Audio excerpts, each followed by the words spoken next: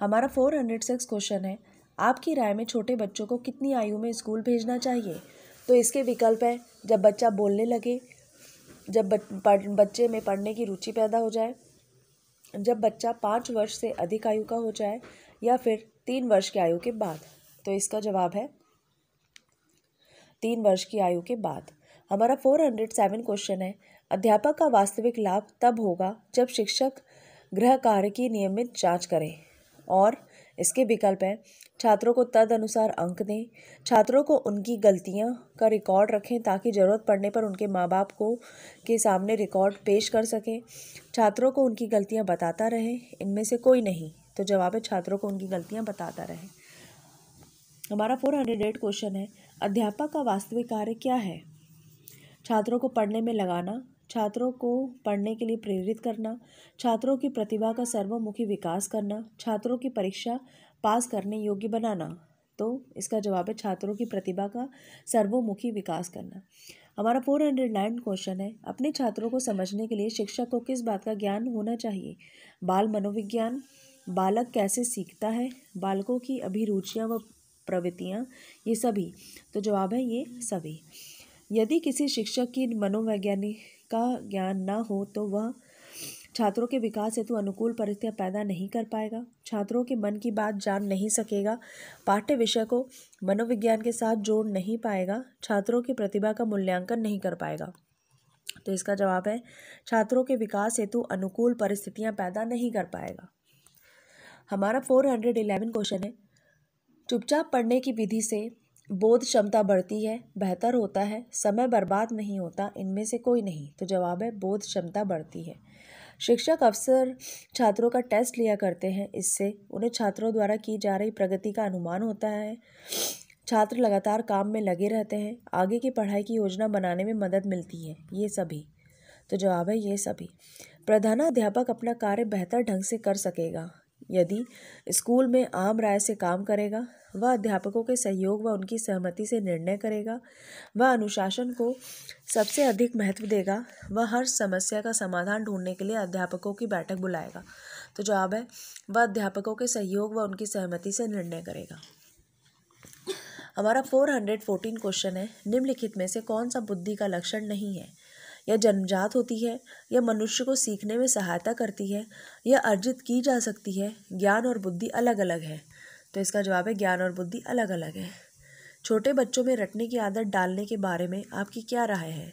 रटने की आदत गलत आदत है, रटने से बुद्धि तेज होती है, कुछ चीज़ें रटना ज़रूरी होता है, इनमें से कोई नहीं। तो जवाब है कुछ चीज़ें रटना ज़रूरी होता है। हमारा 416 क्वेश्चन है, दंड का अपेक्षित प्रभाव तभी पड़ेगा जब वह अपराध करने वाले को शारीरिक पीड़ा पहुंचाए, वह ऐसा हो जो कि सभी छात्र को हमेशा याद रखे, उसके पीछे छात्र को सुधारने की भावना हो, दंडित छात्र अपने अपराध के लिए अपमानित महसूस करे। तो जवाब है उसके पीछे छात्र को सुधारने की भावना हो। कक्षा शिक्षण के दौरान जब बच्चे स्वयं प्रश्न पूछते हैं और शिक्षक द्वारा पूछे गए प्रश्नों का उत्तर देते। हमारा 421 क्वेश्चन है, समझदार छात्र। इसके विकल्प है, परिस्थितियों का सामना करते हैं, अपने आप को परिस्थितियों के अनुकूल ढाल लेते हैं, परिस्थितियों को महत्व नहीं देते, परिस्थितियों को अपने अनुकूल बनाने की कोशिश करते हैं। तो इसका जवाब है अपने आप को परिस्थितियों के अनुकूल ढाल देते हैं। शिक्षण की सबसे कमजोर विधि कौन सी है? संवाद विधि, दृश्य श्रव्य विधि, प्रोजेक्ट विधि, पाठ्य पुस्तक विधि। तो जवाब है पाठ्य पुस्तक विधि। किसके व्यवहार का छात्रों पर अधिक प्रभाव पड़ता है? प्रधानाध्यापक के, ट्यूटर का, अध्यापक के, राजनेता के। तो जवाब है अध्यापक के। किस विधि से छात्र सबसे अधिक और अच्छी तरह सीखते हैं? देखकर, स्वयं करके, सुनकर, पढ़कर। तो जवाब है स्वयं करके। छात्र को निम्नलिखित कार्य करते हैं, उसे शिक्षक को कब जानना चाहिए? जब शिक्षक को खाली समय मिले, अगले सप्ताह के दौरान, सप्ताह के अंत में, रविवार को, लिखित कार्य पूरा होने से तुरंत बाद। तो जवाब है लिखित कार्य पूरा होने से तुरंत बाद। हमारा 426 क्वेश्चन है, कक्षा शिक्षण में छात्रों की रुचि बनाए रखने के लिए अध्यापक को क्या करना चाहिए? यथार्थ जीवन के उदाहरणों का भरपूर प्रयोग, छात्रों को चर्चा का भरपूर अवसर देना, शिक्षण सामग्री का खूब प्रयोग, ये सभी। तो जवाब है ये सभी।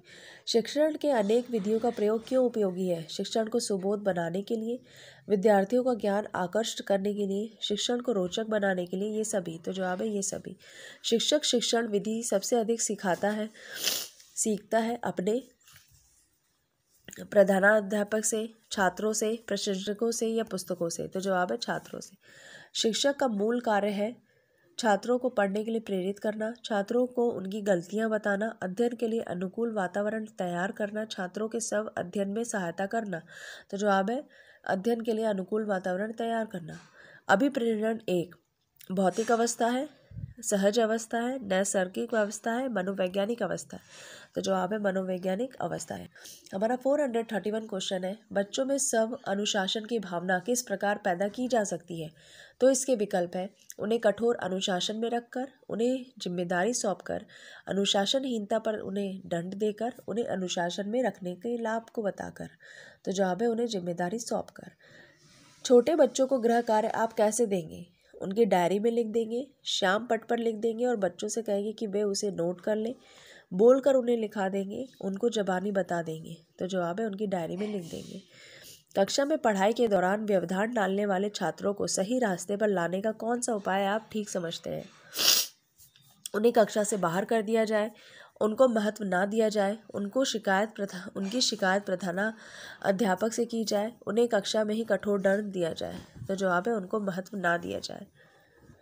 शिक्षक के रूप में किसी छात्र के किस व्यवहार को आप सबसे गंभीर मानेंगे? गृह कार्य पूरा न करना, पढ़ाई में कुछ सुस्त होना, पढ़ाई के समय कक्षा में दूसरे छात्रों से बात ना करना, कक्षा में बहुत से प्रश्न पूछना।